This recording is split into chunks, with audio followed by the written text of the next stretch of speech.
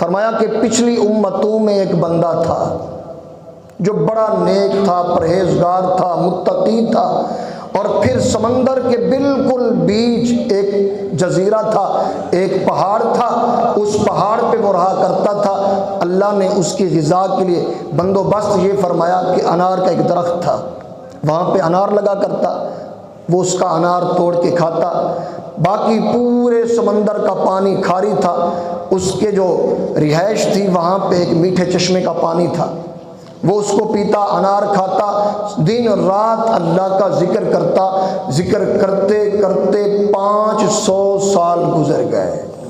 کتنے بھائی؟ 500 سال اس بندے نے اللہ کا ذکر کیا دن رات۔ 500 سال کے بعد جب اس کی وفات کا وقت آیا، اللہ کی بارگاہ میں التجا کی اور اپنی آرزو اور تمنا رکھی کہ یا اللہ میں چاہتا ہوں کہ جب مجھے موت آئے تو اس حالت میں آئے کہ میں سجدے میں ہوں، اور پھر میری روح قبض ہو جائے، اور پھر سجدے کی حالت میں قیامت تک پڑا رہوں، یہ کیڑے مکوڑے، یہ زمین میرا جسم نہ کھائے۔ اللہ نے اس کی اس آرزو کو پورا فرمایا۔ حضرت جبریل علیہ السلام فرمانے لگے، یا رسول اللہ، جب ہم آسمان سے زمین پہ آتے ہیں اور زمین سے آسمانوں پہ جاتے ہیں، اس بندے کو دیکھتے ہیں وہ اس وقت بھی سجدے کی حالت میں ہے، اس وقت بھی سجدے کی حالت میں ہے۔ اب اگلی بات سنیں آپ، ہوگا کیا قیامت والے دن؟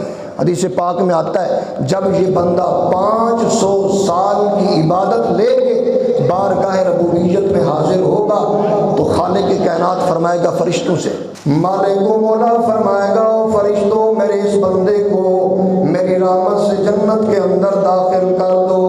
جب خالق کائنات یہ ارشاد فرمائے گا، حدیث پاک کے اندر آتا ہے اس بندے کے منہ سے نکلے گا، الہ العالمین تیری رحمت سے نہیں میرے عمل سے مجھے جنت نصیب فرما، میں تو 500 سال عبادت کر کے آیا ہوں، میرا عمل ایسا ہے کہ میں جنت کا حقدار بن چکا ہوں۔ خالق کائنات فرمائے گا، وہ میرے فرشتوں میرے اس بندے کو میری رحمت سے جنت کے اندر داخل کر دو۔ وہ بندہ پھر بولے گا، یا اللہ تیری رحمت سے نہیں اپنے عمل کی وجہ سے جنت کا حقدار ہوں، مجھے میرے عمل کی وجہ سے جنت کے اندر بھیجا جائے۔ اب خالق کائنات کی رحمت کا اندازہ تو لگاؤ، مالک و مولا فرمائے گا، او میرے فرشتوں میرے اس بندے کو میری رحمت سے جنت کے اندر داخل کر دو۔ وہ بندہ پھر پکار اٹھے گا، الہ العالمین تیری رحمت سے نہیں مجھے میرے عملوں کی وجہ سے جنت کا داخلہ دیا جائے۔ پھر رب ذوالجلال فرشتوں کو فرمائے گا، میرے اس بندے کو پھر میزان پہ لے آؤ۔ جب اس بندے کو میزان پہ لایا جائے گا، حدیث پاک کے اندر آتا ہے 500 سال کی عبادت کو ایک پرڑے کے اندر رکھا جائے گا، اور دوسرے پرڑے کے اندر 500 سالہ زندگی کے اندر خالق کائنات نے جو نعمتیں عطا فرمائی تھی، ان نعمتوں میں سے صرف ایک نعمت آنکھ کو رکھا جائے گا۔ جس وقت آنکھ والی نعمت کو دوسرے پرڑے کے اندر رکھا جائے گا، یہ آنکھ والی نعمت اس کی 500 سالہ عبادت سے بھی زیادہ ہو جائے گی۔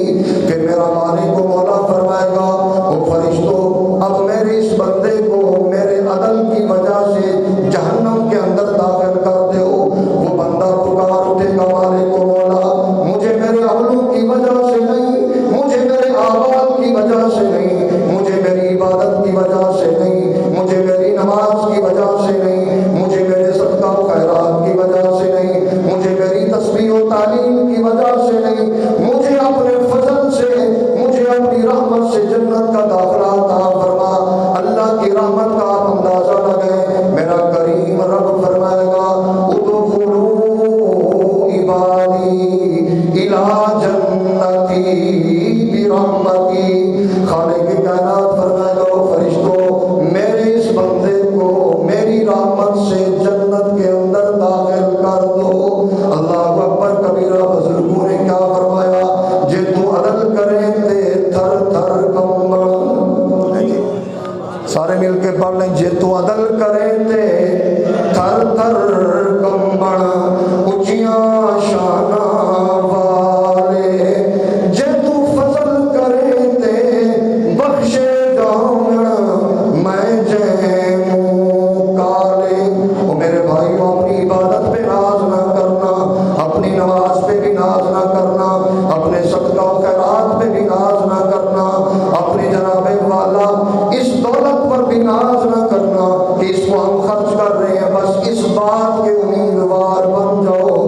اللہ تبارک و تعالیٰ کی رحمت ہمیں نصیب ہو جائے تو پھر اللہ کے فضل سے ہم بھی جنت کے اندر جانے والے بن جائیں گے۔ جب خالق کے کائنات عدل فرمائے گا تو پھر بڑے بڑے، اللہ اکبر کبیرہ، بڑے بڑے میری اور آپ کی کیا اوقات ہے۔ قرآن پاک اٹھا کے دے